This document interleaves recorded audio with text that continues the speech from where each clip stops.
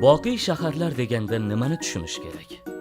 Bu haqida boqiy shaharlarda yashab kelayotgan qahramonlarning o'zlaridan eshitamiz. Men Boqiy shaharning juda qadimda qurilgan obidasiman. Juda ko'p vaqtlar o'tdi. Ba'zida g'ishtlarim to'kilib ketdi. Ba'zan yomg'irda ivib qoldim. Lekin bugungacha yashayapman. Men tarixni o'z ko'zim bilan ko'rganman. Men Boqiy shahardan qolgan nuroniy qoldiqlarman. Xuddi shaharning ildiziga o'xshayman va butunlay yo'q bo'lib ketmaganman. Haliyam yashayapman va haliyam men orqali tarixning nafasini sezishingiz mumkin. Biz 1000 yillik tarixga ega Rishton kulolchilik namunalarimiz. Kulollar bugungacha qadim an'analarga tayanib bizni yasashadi.